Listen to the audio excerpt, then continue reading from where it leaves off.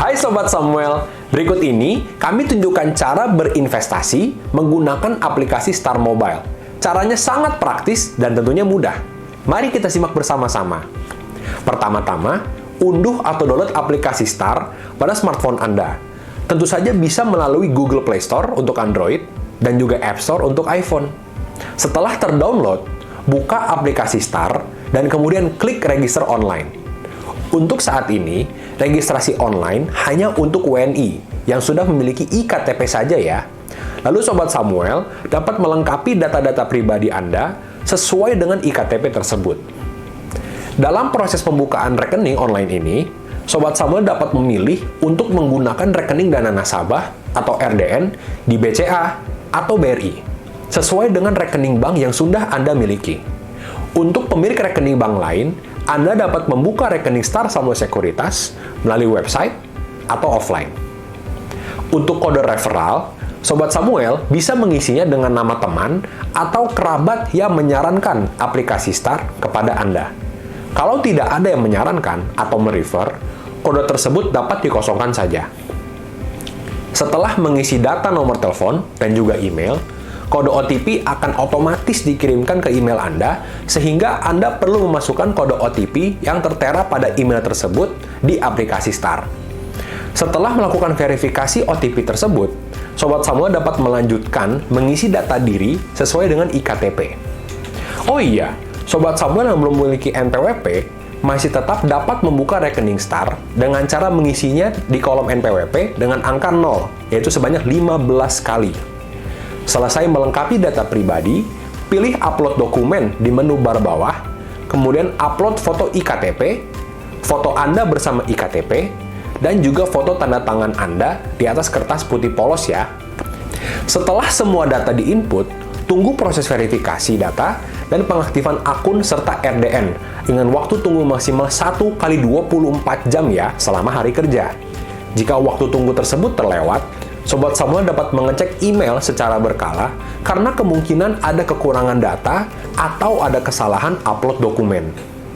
Tentunya, tim Star Samuel Sekuritas akan menghubungi Anda terkait kekurangan data atau ada kesalahan proses melalui email atau telepon.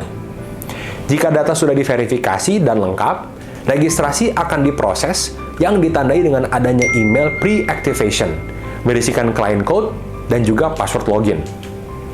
Dengan memasukkan keduanya di login akun, Anda sudah bisa melihat market info di aplikasi Star. Namun, untuk mulai melakukan trading, Sobat Samuel harus menunggu proses pembuatan RDN atau rekening dana nasabah. Setelah proses pembuatan RDN selesai, akan ada email masuk, dan Anda harus transfer ke nomor rekening yang sudah tertera di email ya Sobat semua, sebagai syarat pengaktifan rekening tersebut. Anda bisa transfer dengan jumlah berapapun, karena kami tidak membatasi jumlah minimal untuk pengaktifan rekeningnya. Setelah deposit berhasil, tunggu email selanjutnya ya, untuk mendapatkan PIN trading. Dan setelah mendapatkan PIN trading, maka Sobat Samuel bisa langsung mulai ikut trading di aplikasi Star. Bagaimana? Mudah dan cepat kan? Selamat mulai perjalanan investasi ya Sobat Samuel bersama Star. Jangan lupa ya untuk follow YouTube, Instagram, Clubhouse, dan Telegram kita untuk tidak ketinggalan berbagai update dari Samuel Sekuritas Indonesia. Salam cuan!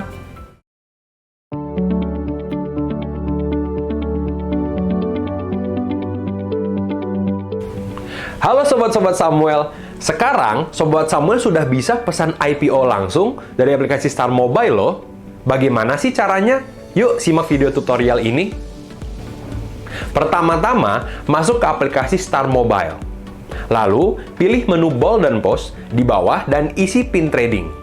Klik tombol burger di sisi kiri, lalu pilih menu eIPO, dan kemudian pilih submenu eIPO.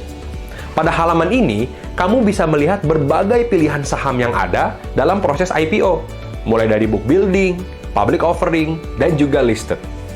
Pada segmen public offering, kamu bisa memilih saham IPO yang dapat dipesan. Pilih salah satu saham IPO yang ingin kamu pesan, dan klik order pada saham IPO tersebut. Setelah detailnya terbuka, scroll ke bawah, dan klik input eIPO. Setelah halaman pernyataan minat pemesanan terbuka, klik checkbox pernyataan persetujuan, syarat dan ketentuan, lalu klik setuju dan lanjutkan. Masukkan lot yang ingin dipesan, dan pastikan dana RDN tersedia, lalu klik submit. Bila pemesanan IPO berhasil, kamu akan masuk pada halaman terima kasih yang menandakan bahwa transaksimu sudah selesai. Untuk melihat status pesanan saham IPO pada aplikasi Star Mobile, klik menu Buy dan Post, klik tombol burger, lalu pilih menu e-IPO, dan kemudian pilih submenu e-IPO status. Kamu dapat cek apakah pemesanan sahammu sudah masuk pada halaman tersebut untuk memastikan keberhasilan transaksimu. Nikmati euforia dengan Star Mobile. Salam cuan!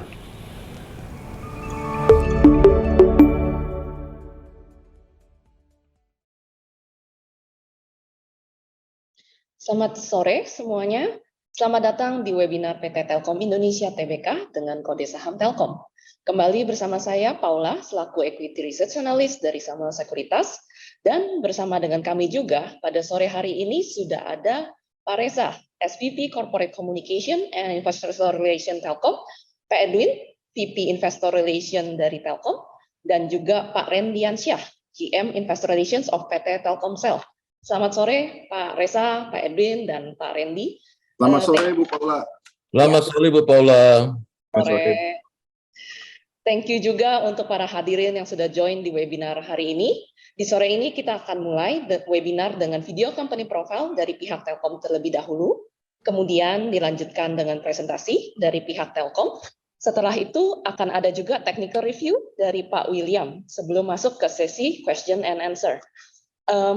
Demikian, mari kita saksikan video company profile dari Telkom. Silakan.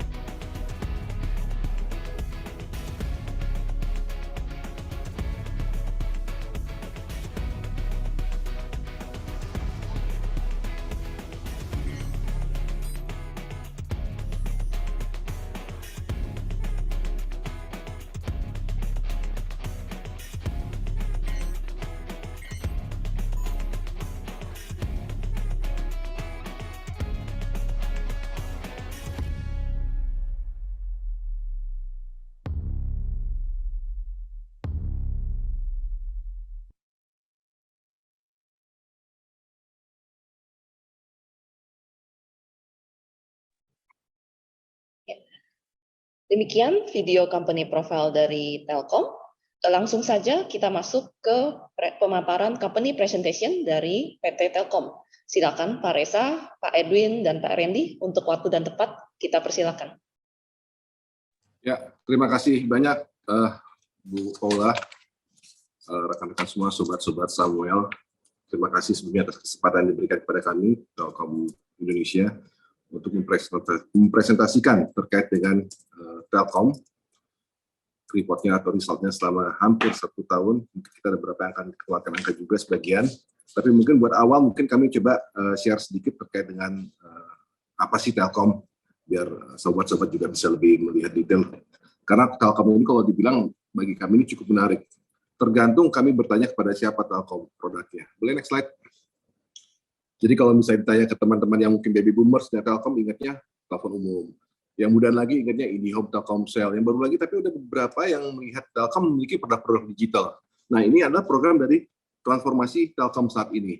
Nah mungkin buat teman-teman semua sebagai gambaran terkait dengan Telkom Group, Telkom ini BUMN, share-nya sendiri dimiliki oleh pemerintah sebesar 52,9% dan publik sebesar 47,91%. Untuk segmen Telkom, saat ini kita memang fokus di 4 segmen, ada mobile, consumer, enterprise, dan juga wholesale. Jadi kalau sempat teman-teman lihat di sisi kanan ini, kita coba bagi terkait dengan Telkom bisnis segmennya. Untuk mobile kita ada Telkomsel, untuk consumer di sini Telkom punya produk namanya IndiHome, lalu juga untuk consumer tapi sifatnya yang lebih mass ada namanya Telkom Access.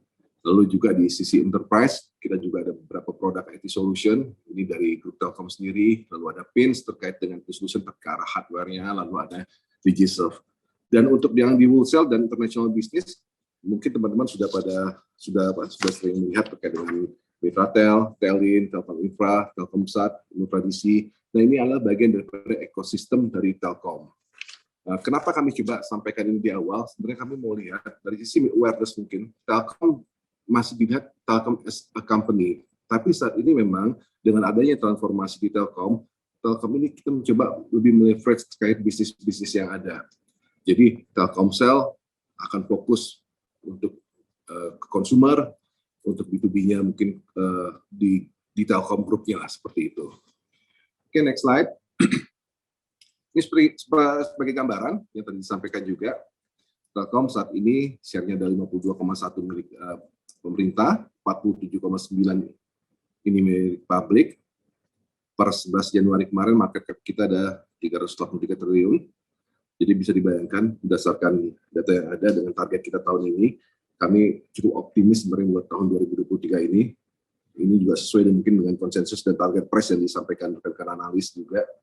Kalau kita bisa achieve di kisaran 500 triliun, dibagi dengan total share kita, kemungkinan angka di pershare 5.045 ini sangat-sangat optimis lah bagi kami sebenarnya.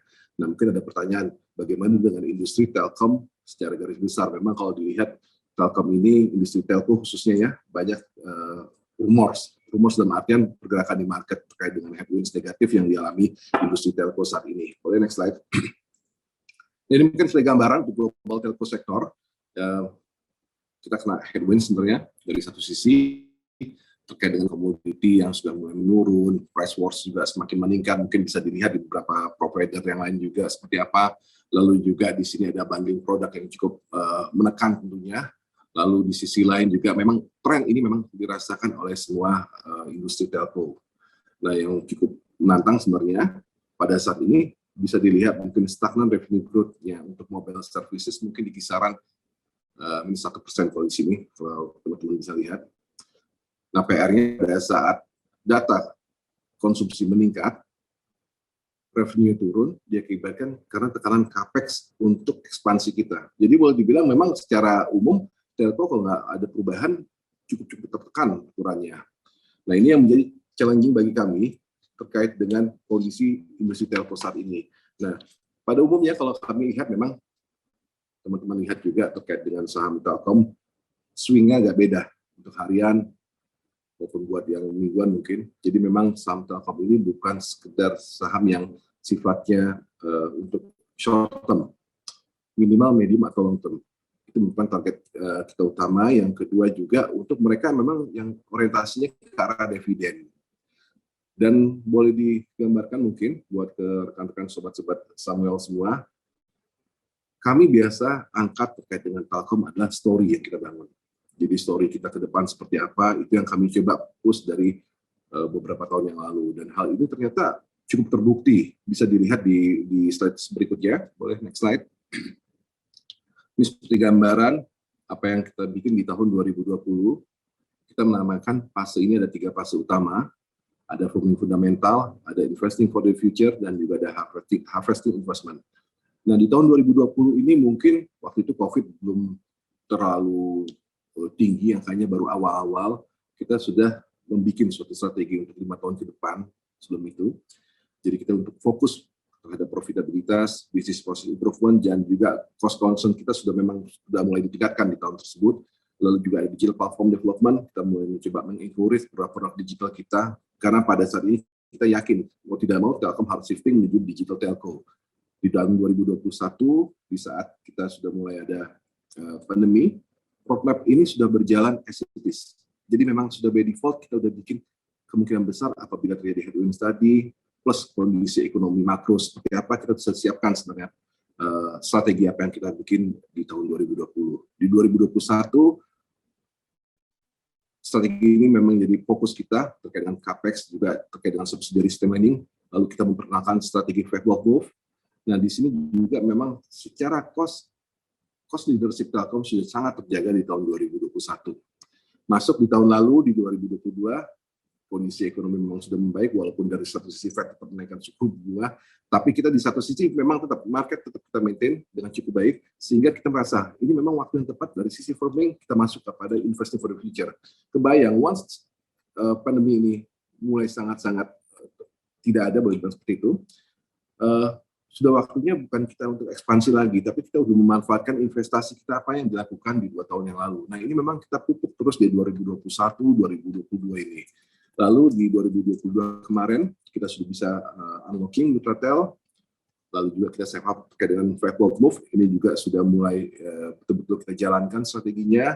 Lalu juga ada digital acceleration. Jadi mungkin ini kita save by the bell juga pada saat terjadi pandemi, di mana exposure terkait dengan digital itu diperlukan, tapi banyak literasi yang menyampaikan kalau misalnya pandemi ini ternyata membuat kita 7 tahun lebih cepat beradaptasi dengan teknologi atau digitalisasi, sehingga mau tidak mau memang trennya udah sesuai dengan apa yang kita harapkan bersama seperti itu. Lalu juga di 2022 lalu kita juga fokus terkait dengan regional empowerment. Di 2023 ini beberapa yang unlocking sudah mulai kita jalankan. Teman-teman para analis, investor juga banyak bertanya terkait mana evidence apa sih yang sebenarnya bisa diyakinkan kepada kami. Karena once kemarin dikasih target price misalnya memang target price yang dicapai di angka 5.000 sekian, kami bisa meyakinkan dari sisi apa saja yang akan kita lakukan sebenarnya. Investasi apa saja yang sudah dilakukan, dan di 2023 ini sudah mulai terlihat hasilnya, growth-nya seperti itu. Jadi 2023 ini kita fokus terkait dengan 5G preparation, tentunya partnership with tech player atau tech global ini juga sudah mulai kita jalin dengan cukup baik sekali. Regional empowerment juga sudah kita pastikan ready. Intinya di setiap wilayah kita memang siap lah istilahnya untuk fight, karena rasanya Telkom ini bukan perusahaan sekedar BUMN telco terbesar di Indonesia, karena market kita sebenarnya sudah masuk ke ranah regional, dan di compare dengan region juga mungkin Telkom cukup membanggakan dari sisi performance. Lalu juga ekspor digital B2C service ekosistem ini juga sudah kita jalankan, nanti mungkin teman-teman bisa lihat juga di slide berikutnya, termasuk yang jadi strategi utama kita, Fablog Move, yang sudah kita launch di tahun lalu. Nanti di 2024 kita akan masuk masa harvesting. Nah, story ini sebenarnya yang kami coba sampaikan kepada para investor, melihat Telkom sebagai suatu kesatuan utuh dengan engine-nya yang relatif cukup banyak saat ini. Next. Ini yang kita sampaikan tadi sebenarnya terkait dengan Fablog Move. Jadi bagaimana kita mencoba meng-create tapi juga mengoptimize terkait dengan value creation yang ada. Jadi kalau ditanya terkait dengan Telkom, bisnis utamanya apa sih? Kita menyangkut ketiga hal sebenarnya. Digital connectivity, digital platform, and digital services. Nah, ini yang menjadi engine kita yang disebut dengan Five Bold Move. Dari poin 1 sampai 5 ini, semuanya ongoing, rasanya dari strategi story yang kita sampaikan juga tetap on track. Sebagai gambaran, satu seperti FMC atau Fixed Mobile Convergence ini, kami mencoba istilah teknisnya di kami spin-off terkait dengan produk IndiHome yang nantinya akan ada di Telkomsel.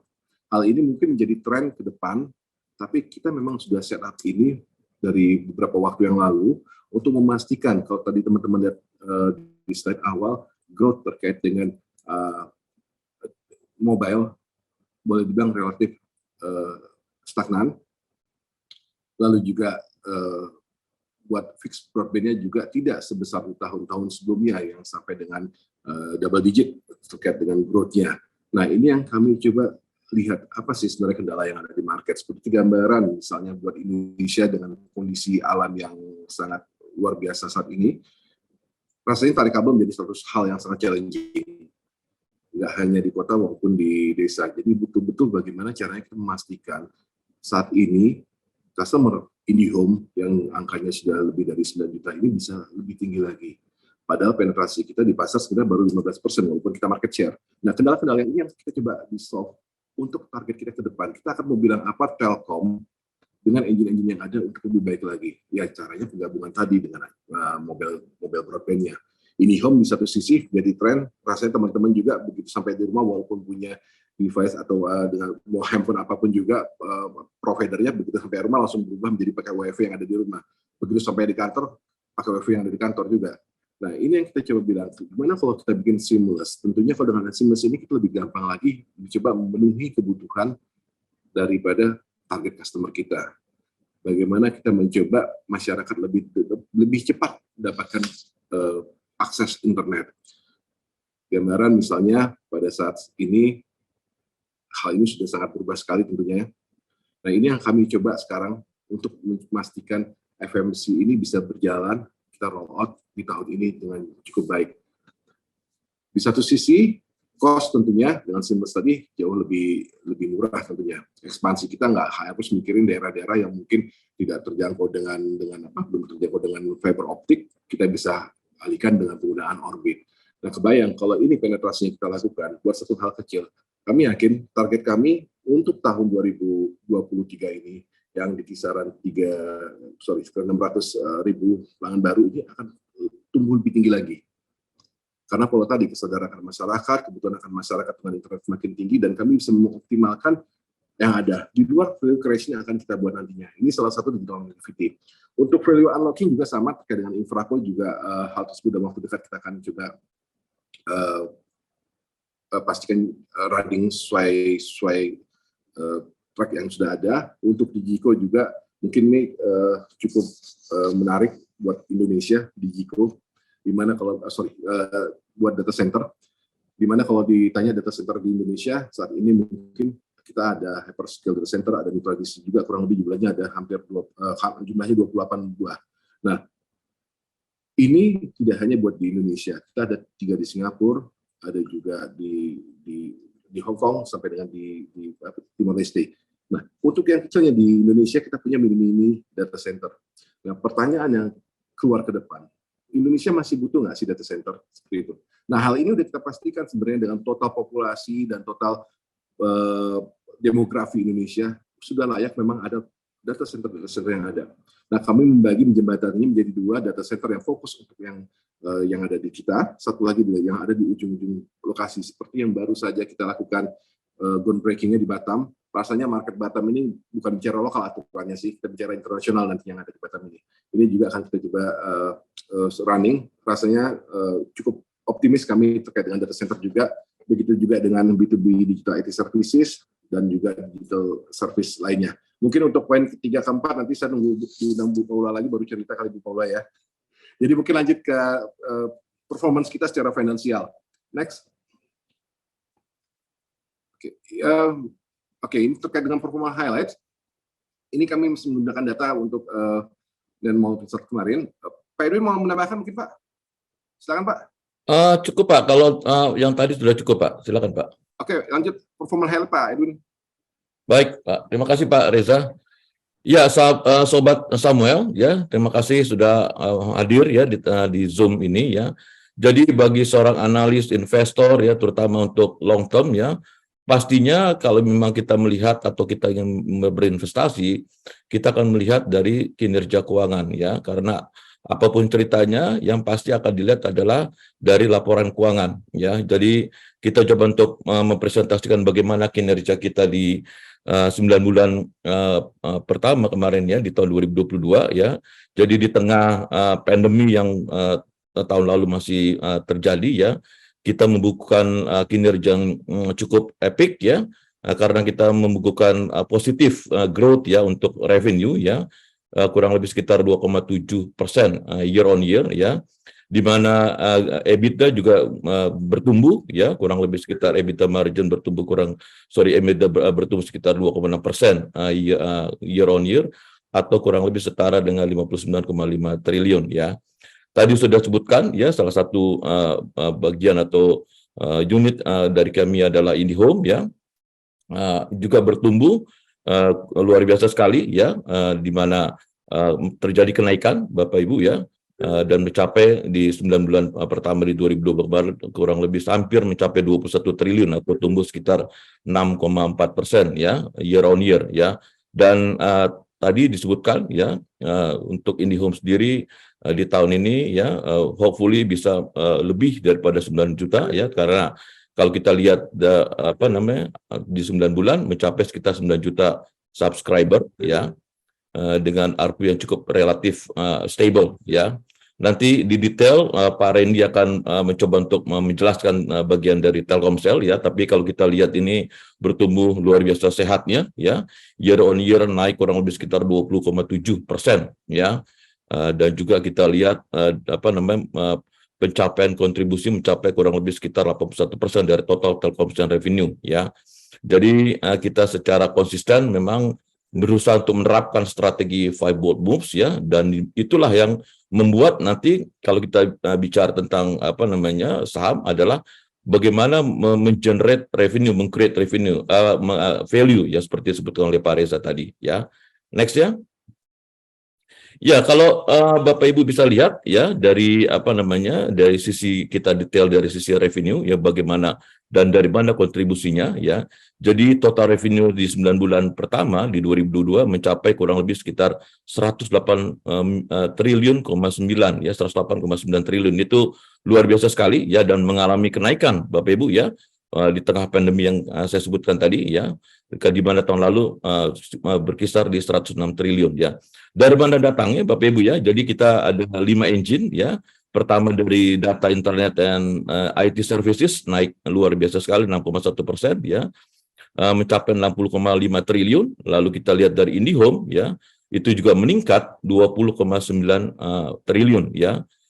Sedikit agak menurun ya, karena memang tren agak berubah ya, tetapi masih mencetak keuntungan ya, mencetak revenue kurang lebih sekitar 13,7 triliun. Lalu kita lihat interconnection itu mengalami kenaikan luar biasa sekali ya, 7%. Dan kita lihat dari network and others telco services naik kurang lebih sekitar 0,6% atau setara dengan 7,7 triliun. Nah, inilah sumber utama dari revenue dari Telkom Group. Next. Tentunya kita tidak cukup melihat dari sisi revenue Bapak Ibu ya, tetapi juga kita mesti lihat bagaimana dari sisi cost-nya Bapak Ibu ya. Nah, kalau kita lihat sebetulnya dari sisi expenses ya, kita sangat manageable sekali ya, karena di tahun lalu itu hanya tumbuh kurang lebih sekitar 10,8% atau mencapai kurang lebih sekitar 77,3 triliun. Dan dari mana aja expenses yang kita keluarkan, yaitu kita pertama dari operation, maintenance, and telco services naiknya 0,7% ya, jadi relatif sangat kecil, stable ya, atau mencapai kurang lebih sekitar 27,2 triliun ya. Personel juga quite stable ya, itu naiknya sekitar 1,2% atau setara dengan 11,2 triliun. Interconnection itu naik sekitar 4% Bapak Ibu ya, atau mencapai 3,9 triliun ya. Lalu kita lihat dari marketing ya, naik kurang lebih sekitar 17,2% atau setara dengan 2,8 triliun. And general and administrative naik sekitar 10,3% atau kurang lebih 4,4 triliun Bapak Ibu ya.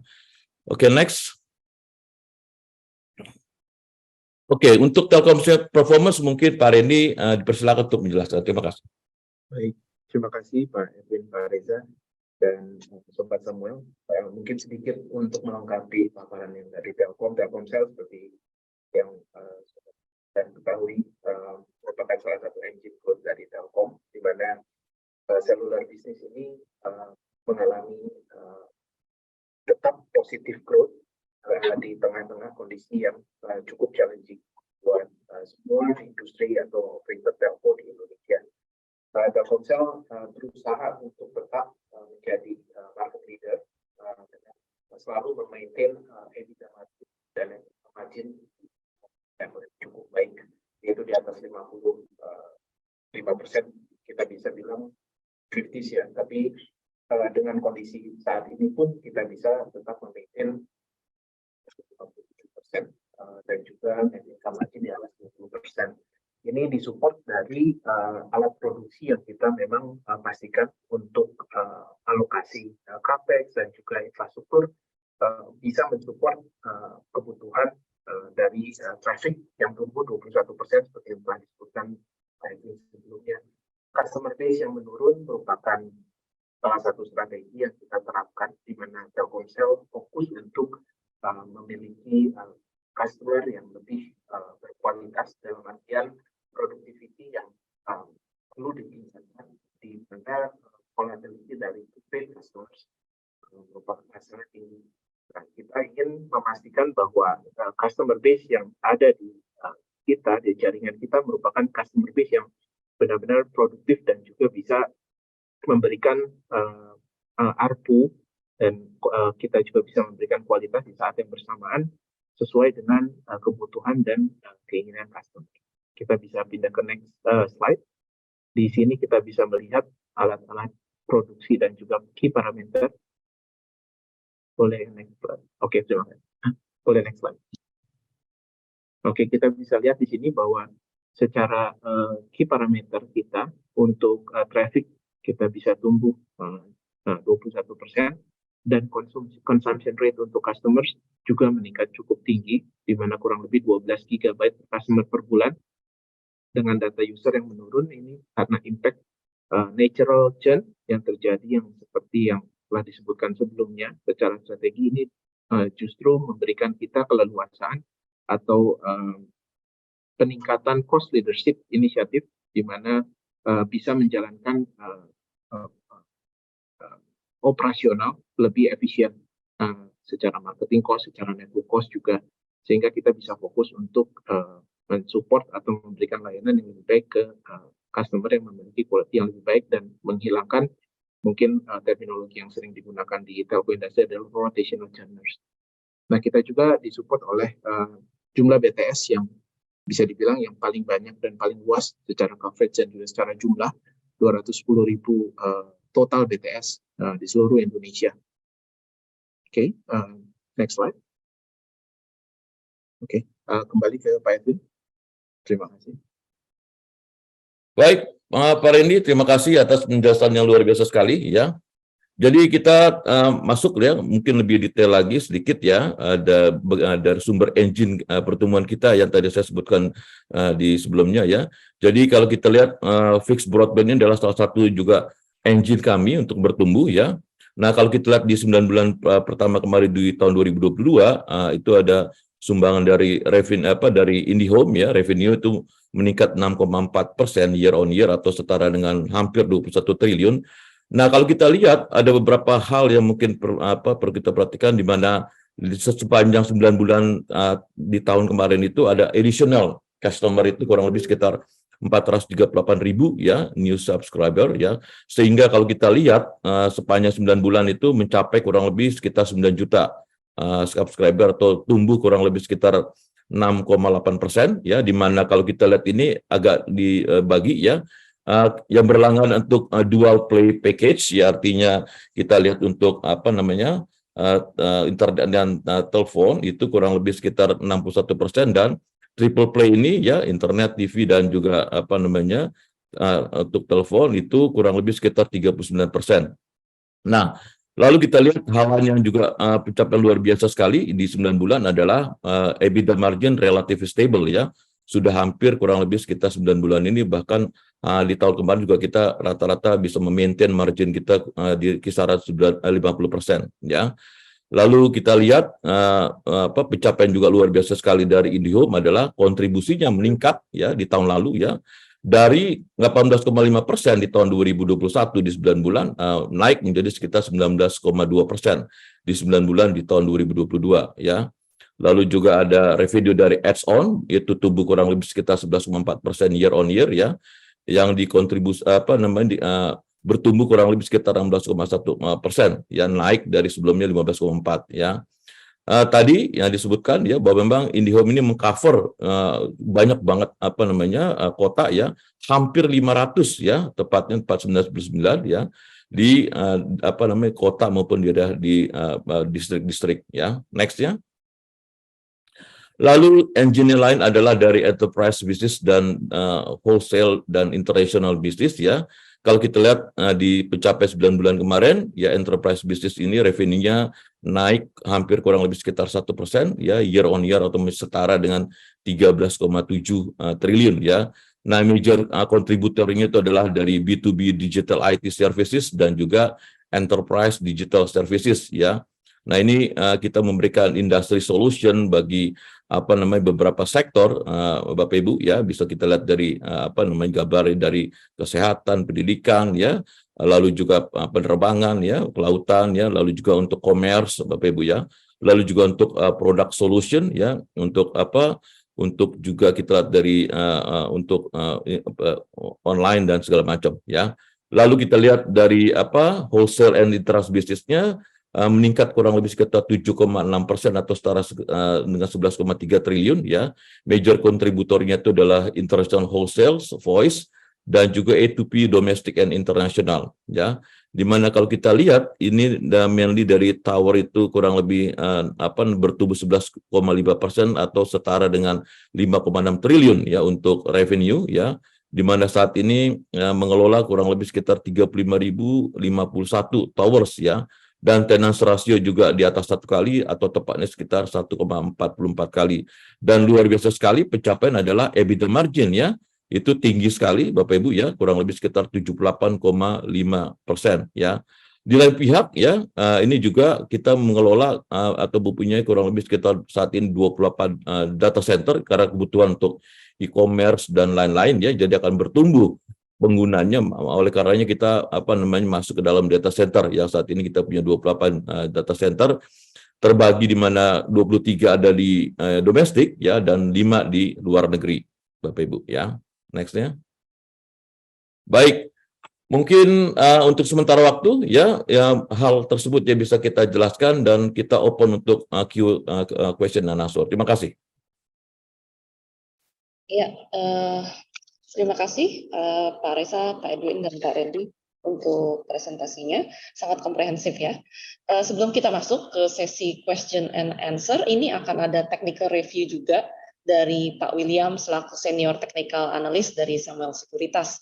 Dan bagi para sahabat Samuel yang punya pertanyaan, silakan untuk menuliskan pertanyaannya di kolom Q&A box. Silakan untuk Pak William untuk technical analysisnya. Baik, terima kasih. Kita share screen dulu ya.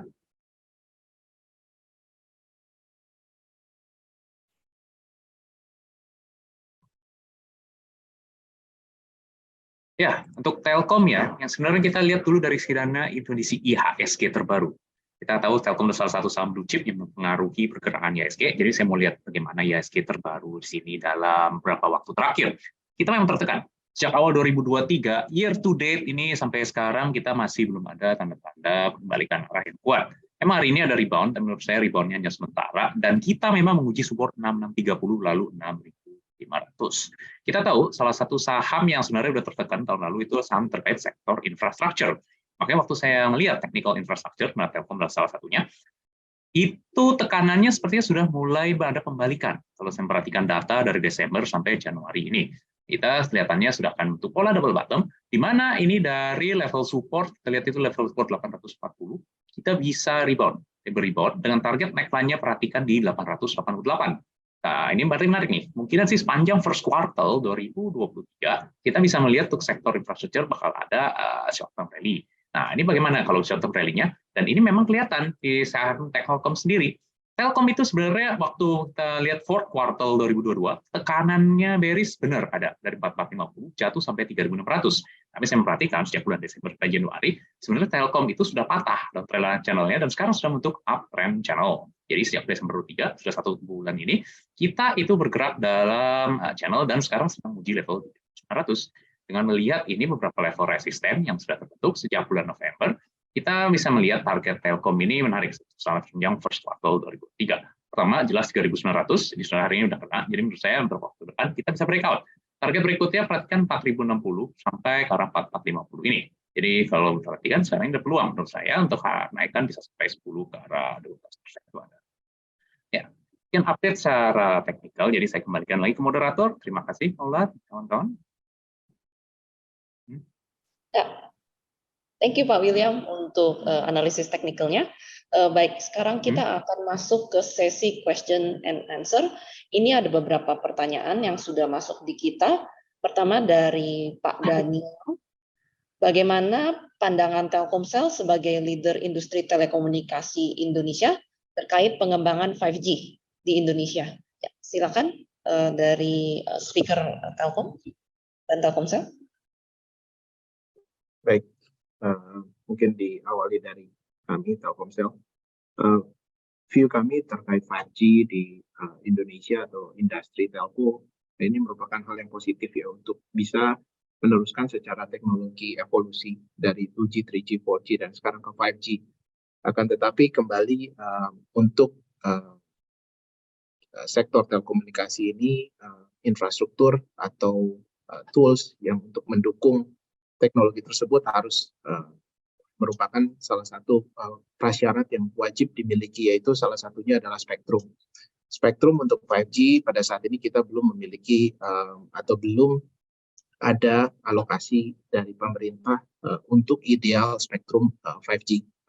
Mungkin pada saat ini kabar terbaru adalah analog switch off yang sudah rampung dilakukan oleh pemerintah untuk yang 700 MHz yang merupakan salah satu dari prerequisite low band spektrum yang dibutuhkan oleh 5G, service 5G. Nah, mungkin ke depannya telco industri seperti juga telco-telco company yang ada di regional atau di negara-negara lain, 5G sudah mungkin lebih well developed. Kan tapi di Indonesia seluruh operator telco masih menggunakan non-standalone basis untuk melayani 5G services ini. Bisa dibilang masih belum ideal, kan tetapi bagus dan baik untuk piloting dan juga untuk step by step perkembangan adopsi perkembangan 5G. Saat ini Telkomsel sebagai pioneer layanan 5G sudah bisa menebar services 5G services ini lebih dari 260 kota across Indonesia dan juga sudah memiliki customer base yang di atas 100.000 secara device, network dan juga services. Jadi cukup positif, tapi kita juga selalu berhati-hati untuk melangkah lebih jauh dalam artian masif deployment karena yang pertama infrastruktur spektrum belum ideally tersedia dan juga ekosistem device juga masih pelan-pelan berkembang karena affordability concerns juga mempengaruhi adopsi ekosistem device ini.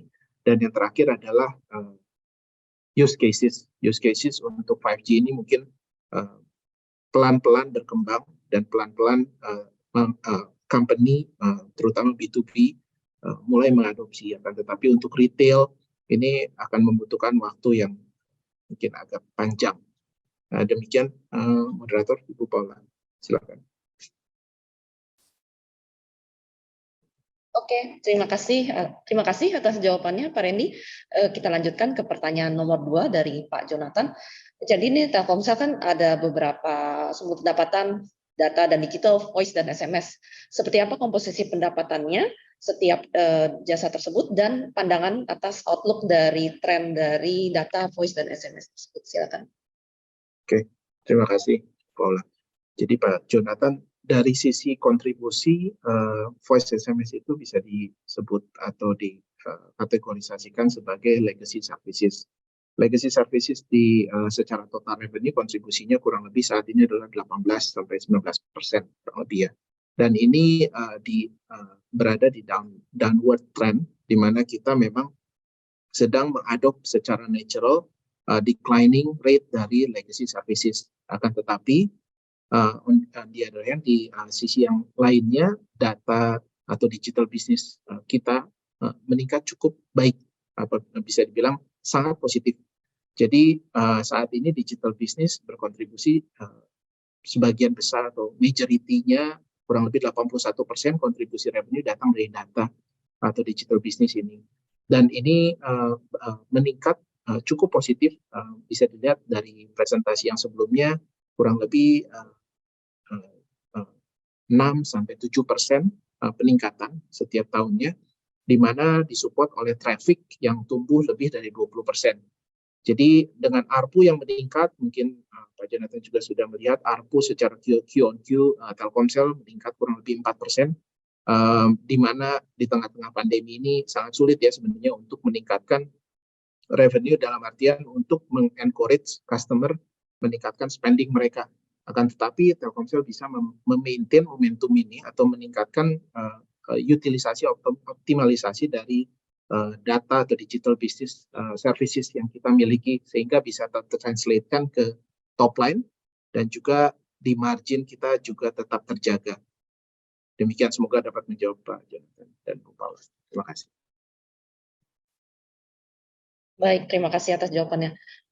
Berikutnya kita ada pertanyaan juga dari Ibu Asalia. Jadi izin bertanya, apakah di kuartal 4 kemarin Telkomsel dan IndiHome melakukan perubahan harga pada produknya dan strategi untuk kedepannya terkait harga? Terima kasih. Ya, mungkin saya izin untuk menjawab ya. Jadi terkait dengan pertanyaan dari hal tersebut ya. Jadi kita memang boleh dikatakan untuk bisnis IndiHome ya, ARPU memang di beberapa kuartal terakhir ini cukup stabil Bu ya.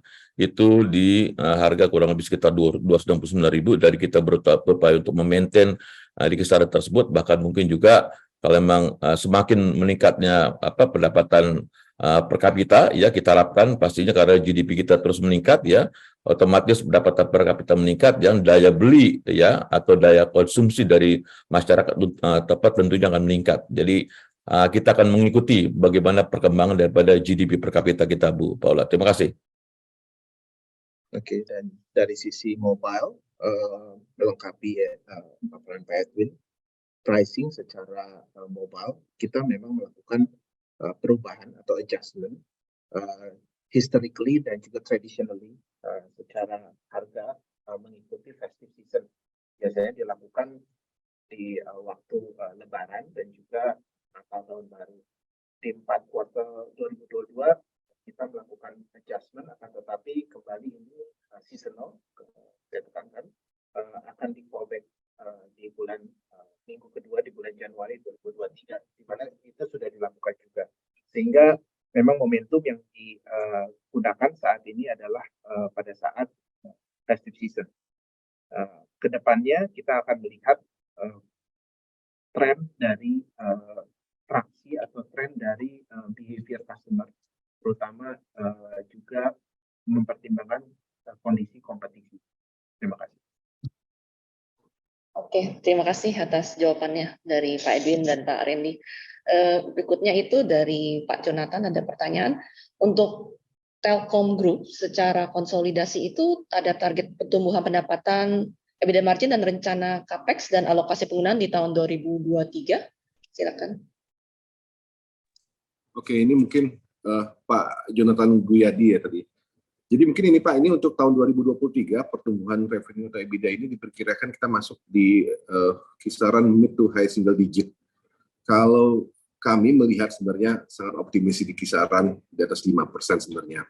Lalu untuk CAPEX ini sama seperti tahun-tahun sebelumnya juga, kita gunakan antara 22% sampai dengan 25% dari revenue. 40% CAPEX akan digunakan untuk bisnis mobile. Ini tadi Pak Randy juga bilang terkait dengan 5G kita mau lebih fokus juga. Lalu 30% CAPEX digunakan pengembangan IndiHome, sisanya ini ke infrastruktur. Jadi model kayak backbone, data center, tower, dan satelit. Kurang lebih itu sih Pak, kalau terkait dengan EBITDA kita.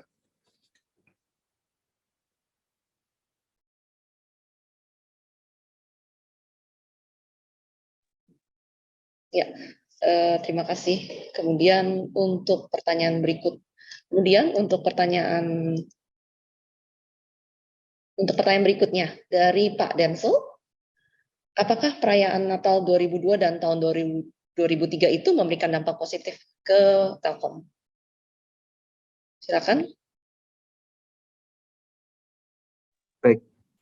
Silakan Pak Reza. Pak Reni, silakan Pak. Oke. Jadi mungkin diawali dari sisi mobile dulu ya Pak Reza, nanti mungkin bisa dilengkapi secara services di non-mobile-nya. Secara mobile bisnis memang fenomena festive season atau Natal Tahun Baru ini memberikan dampak yang positif ya untuk semua telco operator atau industri telco secara keseluruhan. Karena ada peningkatan dari sisi traffic. Kalau Telkomsel kita mengalami peningkatan traffic dibanding regular days atau normal, hari-hari normal itu kurang lebih sampai 12%. Dan apabila kita bandingkan year on year atau dengan kata lain Natal Tahun Baru tahun 2021 dulu dibandingkan Natal tahun 2022 kemarin, kita meningkat kurang lebih 13%. Di mana ini sebenarnya akan translate nanti pada saat full year results kita, bisa dilihat traffic secara keseluruhan akan pasti meningkat cukup baik, bisa dibilang double digit growth ya. Nah ini merupakan hal yang positif, juga akan tertranslatekan ke top line growth atau top line revenue dari Telkomsel juga. Semoga hal ini dapat apabila bisa disebut trend usage dari customer behavior customer, biasanya apabila sudah teradopsi di satu momen, satu waktu, ini akan terbawa terus ya. Kita percaya itu, dan dengan dibukanya mobility dan diangkatnya PPKM oleh Pak Presiden juga, ini sangat membantu mobilisasi atau peningkatan traffic yang memberikan dampak positif untuk industri telco. Terima kasih. Sedikit menambahkan yang disampaikan Pak Randy tadi, jadi mungkin jawabannya apakah berpengaruh apa enggak, kalau singkatnya kami akan bilang rasanya kalau yang namanya festive pasti sangat membutuhkan komunikasi. Jadi memang sudah tren dari tahun ke tahun yang disampaikan Pak Randy tadi, trennya cukup meningkat. Tadi disampaikan juga antara 13 sampai dengan 20,7%. Nah, angka ini sebenarnya angka yang umum buat di seasonal seperti tadi. Nah, memang harapannya dari kami ke depan di menjelang festive seperti ini terus adanya lonjakan lah seperti itu. Dari sisi konsumsi data pelanggan baik yang ada di IndiHome maupun yang ada di Telkomsel. Seperti itu, Naomi.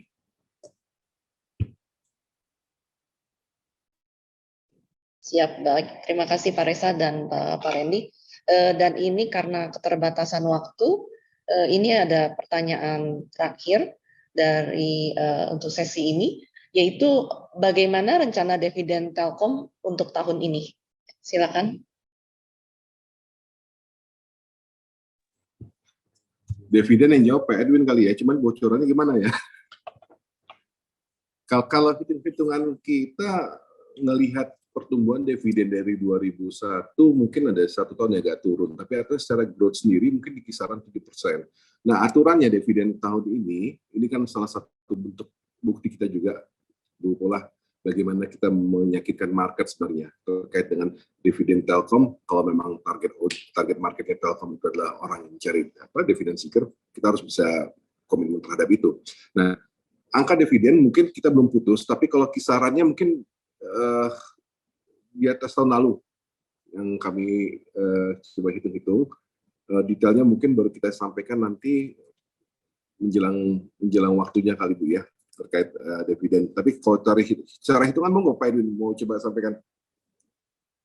Ya, jadi kita berupaya untuk memaintain ya dividen payout ratio itu range antara 60% sampai 85% ya.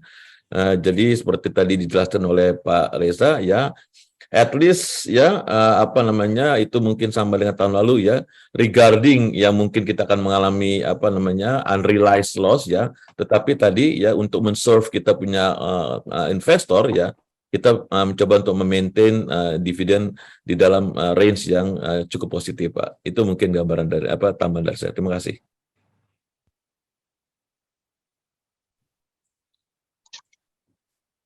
Ya, baik. Terima kasih banyak Pak Edwin, Reza, dan juga Pak Randy. Dengan sesi Q&A tadi, sudah untuk menutup sesi Q&A ini, mungkin untuk sobat-sobat Samuel, ada yang belum terjawab pertanyaan, mungkin bisa ditanyakan di sesi webinar kita dengan PT Telkom selanjutnya ya Pak. Mungkin sebelum kita tutup webinar hari ini, mungkin ada 1-2 patah kata penutupan dari para pembicara dari Telkom. Silakan dari Pak Reza atau Pak Edwin dan Pak Randy. Oke, kalau dari saya mungkin pertama terima kasih ke Bu Pola, Pak William, teman-teman, sobat-sobat Samuel semua. Yang pasti kami di Telkom Group saat ini kita mencoba membangun suatu narasi dengan eviden tentunya. Jadi terkait dengan tadi disampaikan Pak William juga pada saat kita ada dari segala macam, memang terlihat fundamental memang salah satu titik utama pertumbuhan Telkom saat ini. Jadi pada saat kita bicara sedikit mundur 2-3 tahun, kenapa kita bilang invest for the future itu salah satu fondasi kita kuatkan. Mau tidak mau memang ke depan kita harus bersaing lebih baik lagi, tapi kami di Telkom Group sangat optimis Telkom ke depan jauh lebih baik lagi seperti itu. Itu terima kasih banyak Bu Pola, Pak William. Baik, terima kasih Pak Reza, Pak Edwin, dan Pak Randy. Terima kasih juga untuk Pak William untuk technical analysis review hari ini. Terima kasih juga, thank you kepada para sobat-sobat Samuel yang sudah hadir di Zoom kali ini. Jangan lupa untuk memfollow sosial media Samuel Sekuritas di Instagram dan YouTube channel kita untuk mendapatkan informasi terbaru mengenai saham. Semoga sampai jumpa lagi di kesempatan selanjutnya. Thank you. Thank you Bu Paula. Thank you Pak. Utama Budi. Bu Paula. Terima kasih Bapak Ibu. Thank you. Bapak Ibu semua, terima kasih. Salam keluarga.